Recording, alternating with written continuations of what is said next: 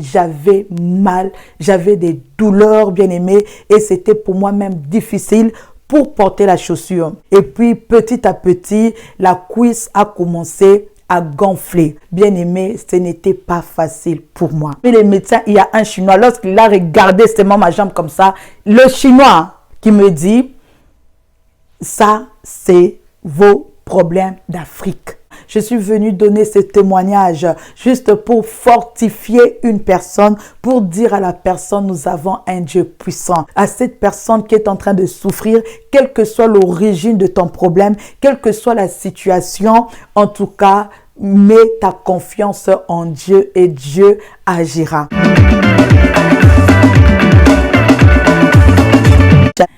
Shalom, shalom peuple de Dieu, shalom la famille 100% Jésus. Vous êtes bien sur la chaîne La Famille 100% Jésus-Christ. Je suis la servante de Dieu, Lydie Mombata. Aujourd'hui, nous allons essayer de continuer notre série sur les épreuves. Le mardi, j'ai posté une vidéo sur les épreuves, les attitudes à avoir pendant les épreuves.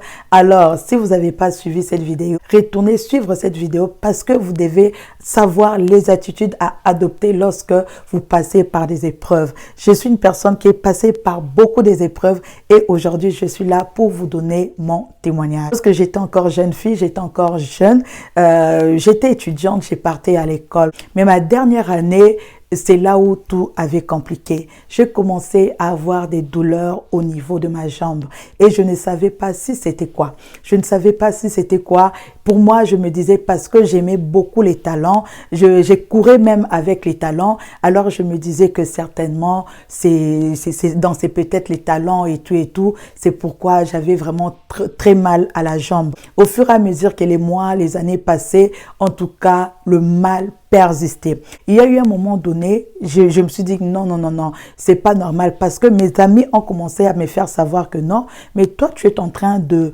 boiter maintenant. Maintenant tu bois, tu ne marches plus bien parce que j'avais des douleurs atroces. Des douleurs atroces, je ne savais pas d'où venaient ces douleurs-là. Je suis partie chez les médecins. J'ai fait 2 ans bien aimé avec ces démarches-là. J'ai parti voir le médecin.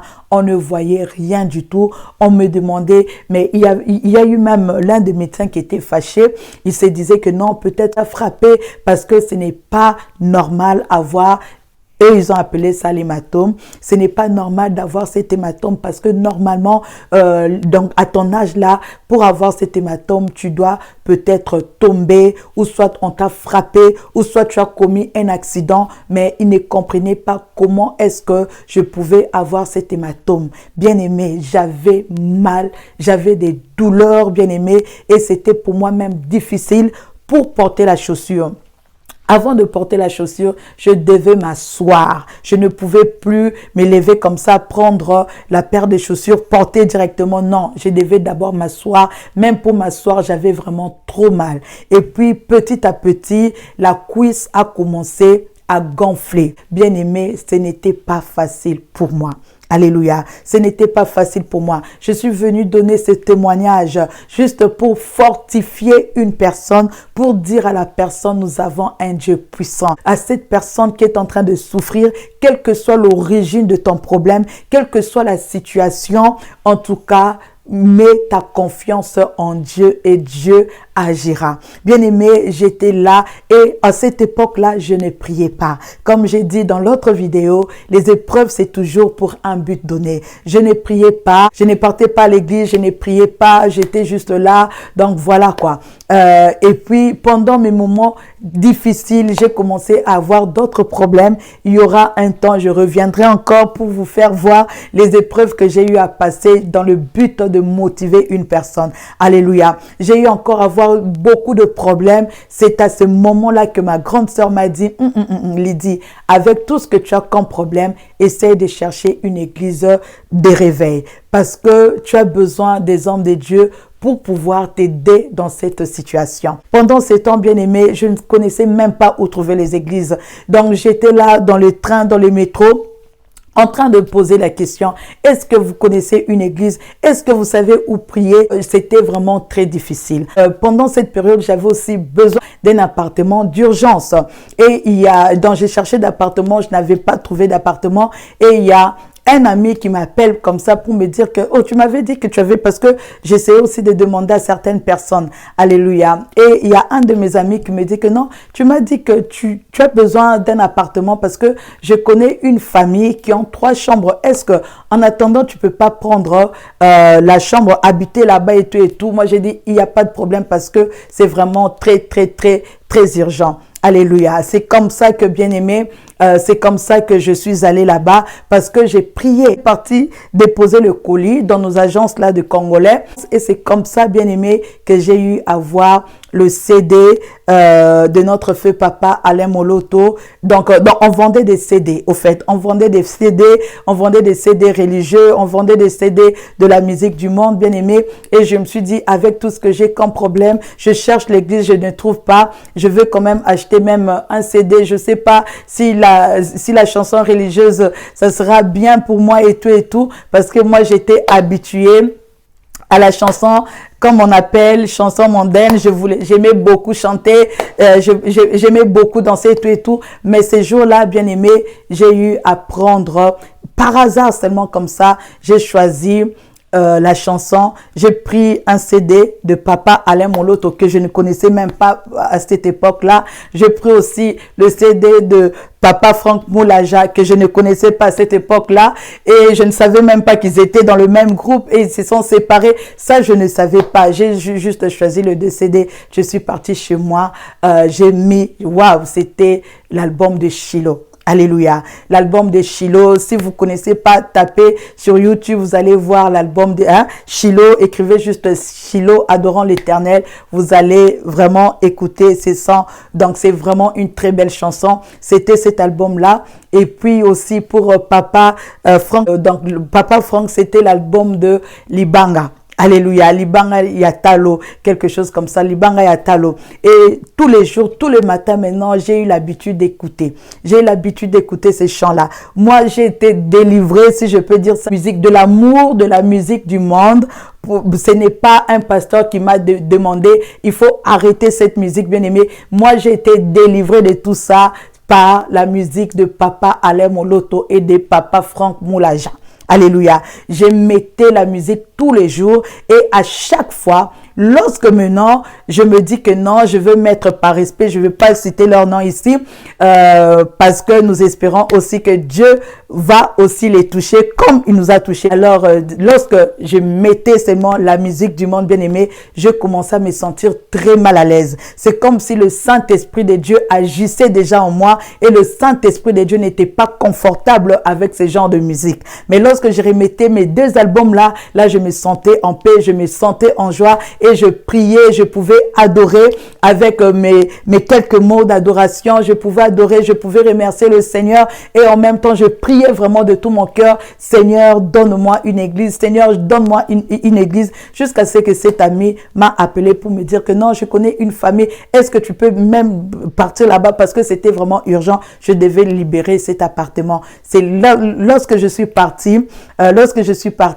et je suis allée dans cette maison-là, c'était un jeune couple en ces temps-là parce que nous avons tous grandi, c'était un jeune couple en ces temps-là et il m'avait très bien accueilli, c'était un couple chrétien qui partait à l'église et tout et lorsque je suis partie, on m'a accueilli par la prière. J'ai dit, waouh, en tout cas, gloire à Dieu parce que j'ai prié. Bien-aimé, Dieu écoute tes prières. La parole de Dieu te dit que Dieu est le secours qui ne manque jamais au temps de la détresse. Il est le secours qui ne manque jamais au temps de la détresse, bien-aimé. C'est pourquoi il ne faut pas baisser les bras. Il ne faut pas abandonner. Parce que moi, j'avais prié, je ne connaissais pas Dieu, je vivais dans le péché, bien-aimé, mais Dieu avait écouté parce qu'il est un Père amour. Il est un Père rempli d'amour. C'est pourquoi je vous avais dit, bien-aimés, que les épreuves ne sont pas là pour nous tuer, mais les épreuves sont là pour nous tailler. Les épreuves sont là pour nous forger. Les épreuves sont là pour nous rapprocher de Dieu. Le frère m'a dit, est-ce que si tu acceptes cette maison,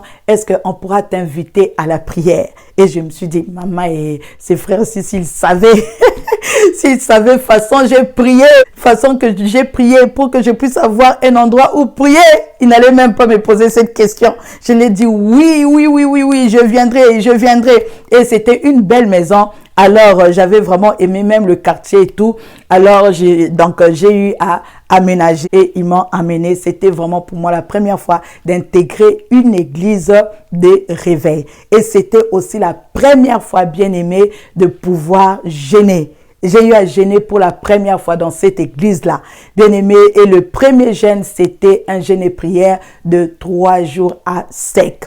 Alors, on a eu à prier, on a eu à jeûner et pour moi, c'était vraiment nouveau. Je n'avais jamais jeûné et je me rappelle, j'avais 24 ou 25 ans. C'était pour moi la première fois de jeûner, de ne pas manger, de ne pas boire et je cherchais le Seigneur. Et je me suis dit vraiment, ça c'est ce qu'il me fallait, c'est ce que je voulais vraiment. Et pendant ces 3 jours, j'ai dormi même à l'église, je ne rentrais pas à la maison parce que j'avais besoin de Dieu. Pour moi, j'étais tellement fatiguée d'avoir cette grosse cuisse là avec moi. Et puis pendant cette période, j'étais fiancée, imaginez-vous. Tu as ton fiancé et tu commences déjà à voir des choses bizarres qui te sortent sur le corps. Des choses bizarres, bien aimées. Donc, tu ne pouvais pas regarder ma cuisse 2 fois parce que c'était horrible. C'était horrible déjà de nature. Comme je suis brune comme ça, je pouvais voir des veines vertes comme ça sortir, bien aimé. C'était horrible. Moi-même, je ne supportais pas mon corps. Lorsque j'allais peut-être prendre la douche, je ne voulais même pas me regarder parce que c'était horrible, bien aimé. C'est comme ça qu'il nous forme par des épreuves. Avant ça même, j'avais une amie, lorsque j'avais ce genre de problème, et puis les médecins, tellement ils n'ont rien vu, ils ont dit que non, toi, on doit juste t'opérer. On doit juste t'opérer. Et c'est cette amie qui m'a ouvert les yeux. Elle me dit, comment est-ce que toi, tu veux accepter l'opération? Toi, tu ne sais pas que nous sommes des Africains. C'est quoi ça? Ton pied est en train de gonfler, comme ça. Et tu ne dis pas à tes parents et directement, tu veux te faire opérer. Tu oublies que nous sommes des Africains. Tu oublies que peut-être que ça peut venir du monde de ténèbres. J'ai dit, waouh! Parce que moi, je ne pouvais pas imaginer. Vous voyez, je ne pouvais pas imaginer ça. Du coup, j'ai appelé ma maman. Parce que, bien aimé, Dieu mettra toujours des personnes, des bonnes personnes, bien aimées, pour peut-être t'interpeller, pour pouvoir te parler, parce que Dieu parle d'une manière ou d'une autre. C'est comme ça que j'ai contacté ma maman. J'ai dit, maman, ça fait 2 ans que j'ai des douleurs au niveau de la jambe. Maman, elle était étonnée. 2 ans? Et tu as cette jambe-là, tu ne me dis pas. Et comme elle aussi, elle avait son groupe de prière là-bas, alors ils ont commencé à prier. Et son pasteur, donc c'est un frère catholique toujours, mais ils ont des petits groupes là-bas. Et ces frères-là, qui paix à son âme, donc c'est pas un frère, c'était un papa, paix à son âme, il est déjà décédé. Et il dit que non, il m'appelle pour me dire que non, ton problème là, c'est spirituel. Il ne faut pas opérer parce que si tu opères, tu auras des répercussions négatives. Tu vas rester avec ça jusqu'à ce que Dieu va te permettre d'opérer. Si Dieu ne te permet pas d'opérer, ne te fais pas opérer. Waouh! Ne te fais pas opérer. Bien aimé, pendant ces temps, j'avais mon fiancé. J'avais mon chéri maintenant. Que mon chéri me voit avec une grosse cuisse là-bas, avec des veines vertes. Donc, bien aimé, et ça me faisait trop mal. C'était vraiment atroce. Et qu'est-ce que j'ai fait? Dieu maintenant, il m'a donné la force. J'ai eu à jeûner. Et ces jours-là, je me suis dit, bref, je veux jeûner pour aller maintenant me faire opérer. Parce que moi, j'étais fatiguée. Je souffrais avec ses pieds. J'ai dit que moi, je suis fatiguée. Je dois aller chercher l'Éternel. Donc, je dois maintenant aller me faire opérer. Et j'ai prié, j'ai fait 3 jours. Mais avant, parce que j'avais même déjà pris rendez-vous avec le chirurgien. J'avais déjà pris rendez-vous avec le chirurgien. Et le chirurgien, c'était lorsque j'ai fini le jeûne et prière le dimanche. Le lundi, j'avais déjà rendez-vous. Et j'étais restée encore dans la prière. J'ai dit à Dieu, Seigneur, parle à travers de ces médecins. Parle à travers de ces médecins. S'il te plaît, Seigneur Dieu, tout ce que ce médecin va dire là, que cela vienne de toi, bien-aimé. Là, j'étais bébé spirituel. Bien-aimé, Dieu, pour te répondre, il n'attend pas que tu puisses faire 10 ans dans le Seigneur. Dieu te répond. Alors, je suis partie chez le médecin. Le médecin commence à regarder. Il a appelé les hôpitaux. Il ne comprenait pas. Il dit que non, ça, c'est pas possible. Ça, ce n'est pas possible. Mais comment est-ce que tu peux avoir ça? Il a commencé, il a regardé les radios, toutes les radios là qu'on a eu à faire. C'est que les médecins, on m'avait envoyé envoyé même chez les spécialistes bien-aimés des maladies tropicales. Moi, je ne connaissais même pas qu'il y a des spécialistes des maladies tropicales. Je suis partie, il y a même un Chinois. Parmi les médecins, il y a un Chinois. Lorsqu'il a regardé seulement ma jambe comme ça, le Chinois qui me dit, ça, c'est vos problèmes d'Afrique. Il dit, ça, c'est vos problèmes d'Afrique. Ça, c'est vos problèmes d'Afrique. Alléluia. Et j'avais compris. Et lorsque j'ai appelé ma maman, ils ont prié, ils ont dit que non, ça c'est spirituel. Il y a une personne qui t'a lancé ces sorts-là. On t'a jeté ces sorts. Alors tu dois prier. Et ça ne finira que par la prière. Il a commencé à regarder, il a regardé. Il a dit non, non, non, non, non, c'est pas possible. Il a commencé à appeler. Là où j'étais passé, chez chaque médecin, il a appelé pour avoir la confirmation. Est-ce que les résultats que lui voit là, avec le pied que lui voit là, qu'il n'y a pas de cause? On a fait des examens de sang. Il a appelé les laboratoires, il a appelé les radios, il a appelé les hôpitaux, il a appelé les médecins, il a appelé et on dit que donc le résultat c'était négatif. Il me regarde, il me dit, mademoiselle, ta chose là est mystérieuse. Là c'était un médecin blanc qui me dit encore, ta chose là est mystérieuse. J'avais dit à Dieu, Seigneur, parle à travers de ces médecins. Il me dit, ta chose là est mystérieuse. Alors, il faut aller réfléchir. Parce que peut-être, si on opère, ça va encore revenir. C'est pourquoi réfléchis d'abord avant l'opération. Mais moi, je crois, comme on n'a pas trouvé de cause, peut-être que ça peut revenir. Et pourtant, le pasteur de ma mère avait dit, on a prié et Dieu nous a révélé que c'est spirituel. La personne qui t'a fait ça, te faire asseoir parce qu'elle veut que ton mari ton fiancé puisse te quitter. Vous voyez les problèmes de l'Afrique. Hein? En Afrique, c'est comme ça. Veut que les problèmes, que ton mari, que ton fiancé puisse te quitter et à chaque fois, ça va commencer à revenir. Si on opère, ça va revenir jusqu'à ce que tu sois assise sur une chaise roulante. Là, c'est le pasteur de ma mère qui a dit ça. Et le médecin me dit aussi la même chose, qui dit que peut-être que ça va revenir. Il faut réfléchir avant d'accepter l'opération. Comme on ne connaît pas la cause, ça risque de revenir. Bien aimé, j'ai dit ça, c'est Dieu. Du coup, lorsque j'étais chez le médecin, ma maman n'a pas cessé d'appeler. Elle appelait, elle appelait, elle appelait, elle appelait, elle appelait. Lorsque j'ai fini, je prends le téléphone. Elle me dit, mais qu'est-ce que tu faisais? Je dis que non, moi j'étais chez le médecin. Chez le médecin, pourquoi faire? Je dis, maman, moi je suis fatiguée. Moi je ne peux pas voir cette chambre-là. J'ai commencé à pleurer. Ma maman m'a dit, non. Heureusement, tu es avec ce pasteur. Le pasteur l'a pris le téléphone. Il dit, qu'est-ce que tu veux faire, ma fille? Moi, j'ai dit, mais moi je suis fatiguée. Ça fait plus de 2 ans. J'ai des douleurs et tout et tout. Et il me dit, tu auras des répercussions négatives. Ne le fais pas, ma fille. Ne le fais pas. Laisse Dieu. Dieu va agir. Aie la foi en Dieu. Dieu va agir. Bien-aimé, c'est comme ça que, avec ce que j'avais déjà entendu chez les médecins, avec ce qu'on m'a encore dit là, je me suis dit que je vais rester avec ça. Une fois, bien-aimé, je pleurais. Je pleurais. Je pleurais. Seigneur, pourquoi? Je me suis réveillée le matin. Je priais. Je pleurais. Je pleurais de tout mon cœur. Vous voyez les pleurs là, lorsque tu pleures, tu as même mal, vraiment, tu veux...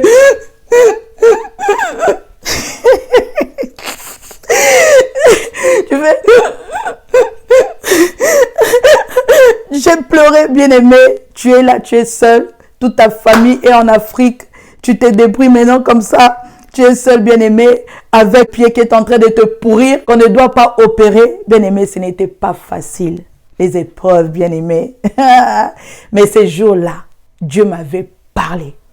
J'ai beaucoup pleuré et Dieu m'a dit, ouvre la Bible. J'ai dit, je ne peux pas ouvrir la Bible. Ouvre la Bible. Je ne peux pas ouvrir la Bible parce que j'ai la haine. Je suis en colère contre la personne qui m'a fait ça. Et je commence à prier contre cette personne-là. Dieu me dit, ouvre la Bible. C'est là où j'ai dit, ok, je prends la Bible. Cet esprit était vraiment très fort en moi, qui me disait, ouvre la Bible. J'ai ouvert la Bible, bien-aimée. Je suis tombée maintenant sur le psaume 37. Et on te dit, Ne t'irrite pas contre les méchants. N'envie pas ceux qui font le mal, car ils sont fauchés aussi vite que l'herbe, et ils se flétrissent comme les gazons verts. Confie-toi en l'Éternel. Aie le pays comme demeure, et la fidélité comme pâture. Fais de l'Éternel tes délices, et il te donnera ce que ton cœur désire. Recommande ton sort à l'Éternel. Mets en lui ta confiance et il agira. Il fera paraître ta lumière comme le soleil à son midi. Bien-aimé, à force de lire ces psaumes, j'avais même mémorisé. Alléluia. Et il dit, quelque part, on te dit, encore un peu de temps et le méchant n'est plus. Tu regarderas le lieu où il était et il a disparu. Les méchants forment des projets contre les justes, mais l'Éternel se rit des méchants, car il voit, son jour arrive. Les méchants bien-aimés seront retranchés, mais les justes posséderont le pays. Bien-aimés, ça c'est mon psaume à moi, ça c'est ma parole à moi, ça c'est ce que Dieu a eu à me donner pendant que je pleurais, pendant que je priais, pendant que je me lamentais. Dieu a eu à me parler. Bien-aimés, ce qui était bizarre, je pouvais fermer cette Bible. Si je viens, j'ouvre par hasard, sans mettre les fils, j'ouvre par hasard, je tombe sur le psaume 37. J'ouvre seulement la Bible comme ça, je tombe. Toute la semaine, c'était bizarre ce phénomène, je ne comprenais pas, je ferme vraiment la Bible, j'ai dit non, ça c'est pas possible. J'ouvre comme ça, psaume 37, ne t'irrite pas contre les méchants. Fais de l'Éternel tes délices et il te donnera ce que ton cœur désire. Recommande ton sort à l'Éternel et mets en lui sa confiance et il agira. Il fera paraître ta justice comme la lumière et ton droit comme le soleil à son midi. Il dit, garde le silence devant l'Éternel. Ouvrons d'abord, lisons ensemble parce que c'est un témoignage. C'est ce que Dieu a eu à faire pour moi. Parce que c'est un témoignage, bien-aimé. Je vais lire ça. Peut-être ça va motiver une personne ce soir. Là, c'est le psaume que Dieu a eu à me donner. On va pas tout lire, hein. On va pas tout lire. Mais on va lire juste une partie. Nous lisons le psaume 37, verset 1. On peut lire jusqu'à 10. Ne t'irrite pas contre les méchants. N'envie pas ceux qui font le mal. Car ils sont fauchés aussi vite que l'herbe. Et ils se flétrissent comme le gazon vert. Confie-toi en l'Éternel et pratique le bien. Aie le pays pour demeure et la fidélité pour pâture. Fais de l'Éternel tes délices et il te donnera ce que ton cœur désire. Recommande ton sort à l'Éternel et mets en lui ta confiance et il agira. Il fera paraître ta justice comme la lumière et ton droit comme le soleil à son midi. Garde le silence devant l'Éternel et espère en lui. Ne t'irrite pas contre celui qui réussit dans ses voies, contre l'homme qui vient à bout de ses mauvais desseins. Laisse la colère, abandonne la fureur, ne t'irrite pas, ça serait mal faire. Car les méchants seront retranchés et ceux qui espèrent en l'Éternel posséderont le pays. Encore un peu de temps et le méchant n'est plus. Tu regardes le lieu où il était et il a disparu. Les misérables possèdent le pays et ils jouissent abondamment de la paix. Les méchants forment des projets contre le juste et grincent des dents contre lui. Le Seigneur se rit de méchants car il voit que son jour arrive. Les méchants tirent le glaive, ils bandent leur art pour faire tomber le malheureux et l'indigent, pour égorger ceux dont la voie est droite. Leur glaive entre dans leur propre cœur et leur art se brise. Mieux vaut le peu de justes que l'abondance de méchants, car le bras de méchants sera brisé, mais l'Éternel soutient les justes. Bien-aimés, tu peux prendre ce psaume 37, lis ce psaume, bien-aimé, approprie-toi de cette parole et pratique la parole, bien-aimé. Et j'avais compris que c'était mon message à moi. C'était mon message à moi. Dieu voulait que je fasse de lui mes délices pour qu'il puisse me donner ce que mon cœur désirait. Et ce que mon cœur désirait, c'était quoi? C'était la guérison, c'était la délivrance, c'était de sortir de ces sorts, bien-aimés. Et Dieu, il a eu, bien-aimé, à me former comme ça. Et bien aimé, ce n'était pas facile. Je devais faire de l'Éternel mes délices, mais je ne connaissais pas la parole de Dieu. La Bible te dit, bien aimé, que mon peuple est détruit faute de connaissance. Je ne connaissais pas la parole. Moi, je priais. Je me disais, comme je prie déjà, c'est déjà bon. Donc, Dieu va le faire. J'ai prié, mais avec un peu de calomnie. Je priais avec un peu de médisance. Je priais avec un peu, bien aimé, des péchés. Vous voyez, tout ça. Et regardez, la vidéo qu'on a vu donc on a fait la fois passée, bien aimé, car c'est lui, Dieu est lumière, il n'y a pas de ténèbres en lui. Alléluia. Et c'est ce qui fait que, bien aimé, je ne voyais pas la main de Dieu. Je cherchais le Seigneur, je ne voyais pas la main de Dieu. Je n'avais pas la foi. Regardez les attitudes, bien aimé, à avoir pendant les épreuves. Moi, je n'avais pas ces attitudes-là. Je priais, je gênais, bien aimé, mais je ne connaissais pas la parole de Dieu. Je priais, je gênais, bien aimé, mais j'étais toujours dans les péchés et je ne voyais pas la main de Dieu. Je commençais, il y a un moment donné, bien aimé, je commençais à haïr le Seigneur. J'ai dit, mais Dieu, tu as parlé. Dieu, tu as parlé, mais comment je peux encore vivre encore ces douleurs, bien aimé? Ce n'était pas parti du coup, bien aimé. Je suis restée avec ces douleurs-là, peut-être pendant 6 à 7 ans. J'avais ces douleurs, bien aimé, parce que je n'avais pas la foi. Ce n'était pas la foi de Dieu. Je n'avais pas la foi. Je ne croyais pas. J'avais encore le péché. Il y avait encore la vie des désordres en moi, bien aimé, jusqu'à ce que je me suis dit non, ce n'est pas possible. Mais pourquoi Dieu n'agit pas? Et pourtant Dieu avait parlé. Lorsque je lis la parole de Dieu, on me dit que Dieu n'est pas un fils de l'homme pour mentir,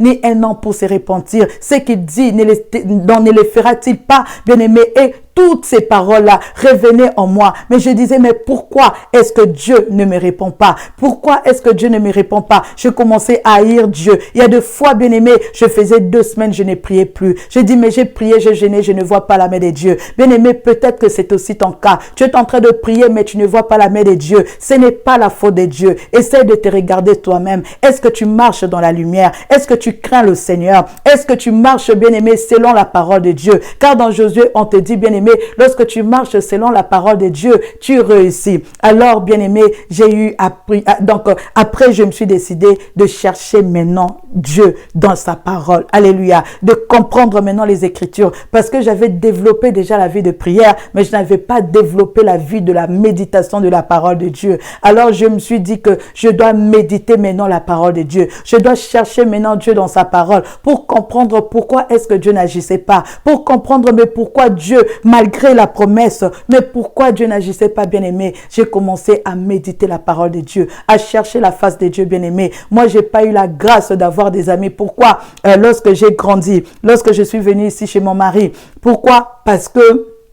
Pourquoi? Parce que je m'enfermais au fait. Alléluia. Je m'enfermais. Il y a des fois, je peux faire 21 jours, je ne prends pas le téléphone. Pourquoi? Parce que j'étais en prière. Je commençais à faire des 40 jours de jeûne, bien-aimé. Je cherchais le Seigneur de tout mon cœur. Je cherchais, bien-aimé. C'est pourquoi dans la vidéo précédente, je vous ai dit, bien-aimé, la prière fervente du juste. C'est cette prière-là qui est efficace. Et je commençais à chercher Dieu. Je commençais à chercher le Seigneur et à méditer la parole de Dieu. C'est là où j'ai remarqué que Dieu est saint. Alléluia. C'est là où j'ai remarqué que lorsque tu vis dans le péché, bien aimé, que tu perds la présence de Dieu, que tu perds la gloire de Dieu, car tous ont péché, bien aimé, et sont privés de la gloire de Dieu. Et j'ai compris, bien aimé, que je ne pouvais pas me sanctifier moi-même. J'avais juste besoin du Saint-Esprit de Dieu. J'avais juste besoin d'avoir une communion personnel avec le Saint-Esprit de Dieu, avec Jésus-Christ, bien-aimé, et c'est Jésus-Christ qui allait m'aider. Je ne dis pas que je suis plus sainte, hein. Je ne dis pas que je ne tombe pas, non, ça peut arriver de tomber, mais ce que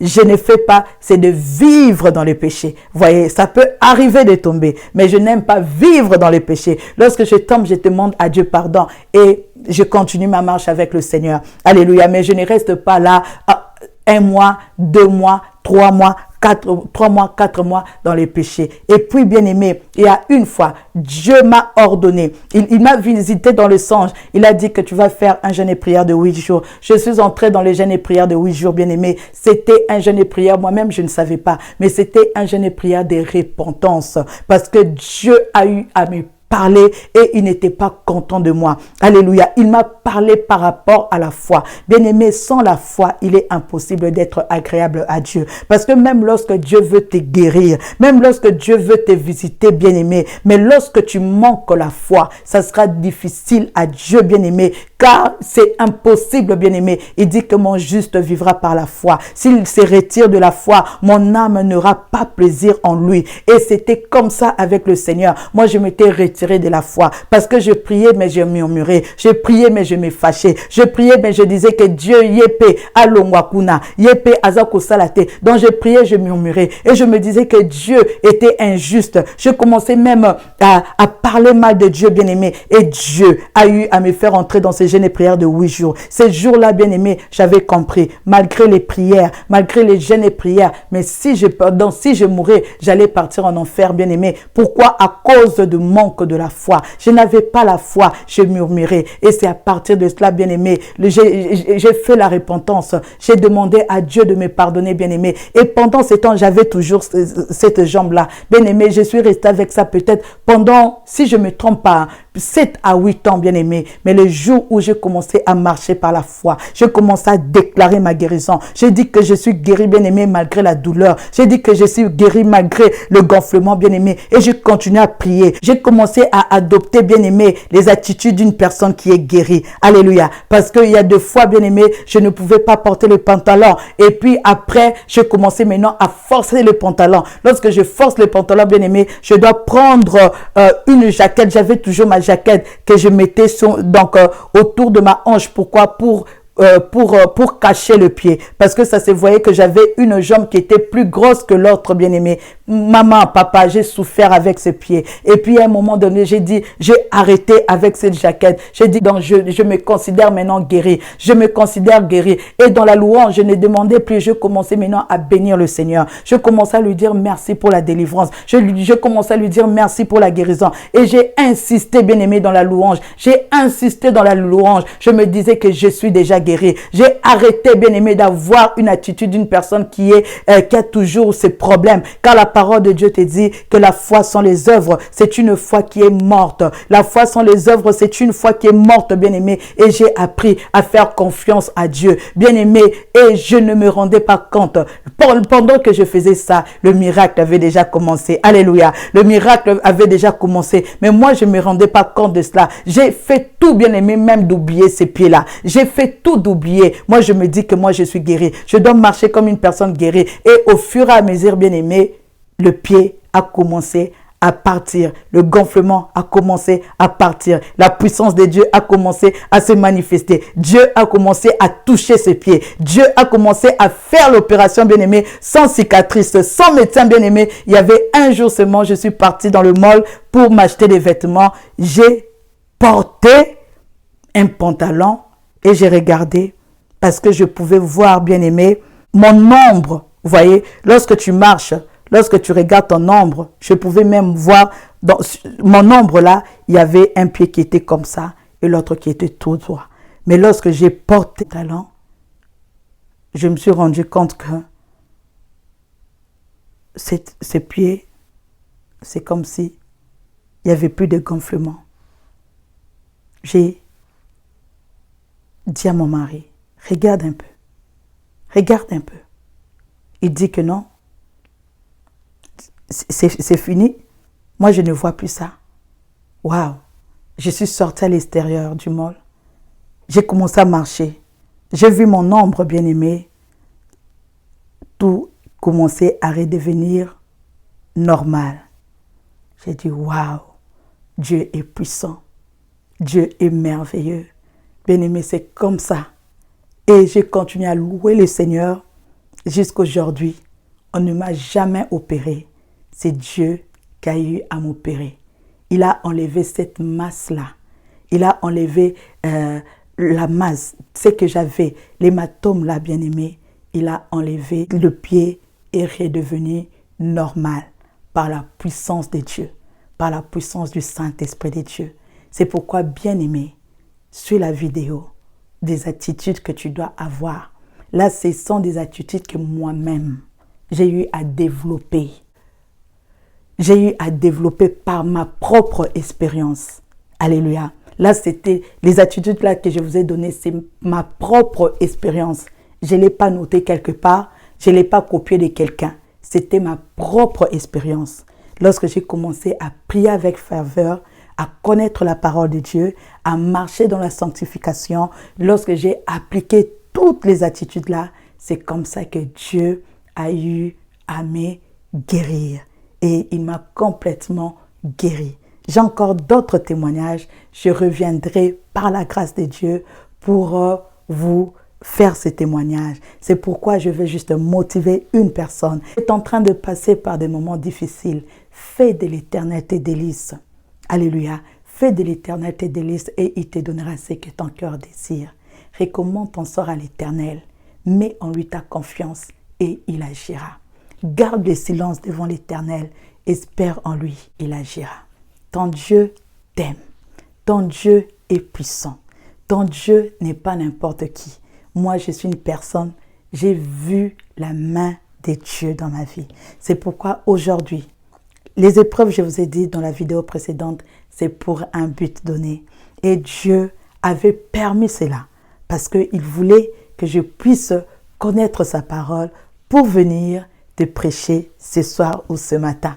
Voyez, les épreuves bien-aimées, ce ne sont pas là, ne viennent pas dans notre vie pour nous tuer. Au contraire, ça nous permet, bien-aimés, d'entrer dans notre destinée parce que Dieu me préparait pour le travail que nous sommes en train de faire ici.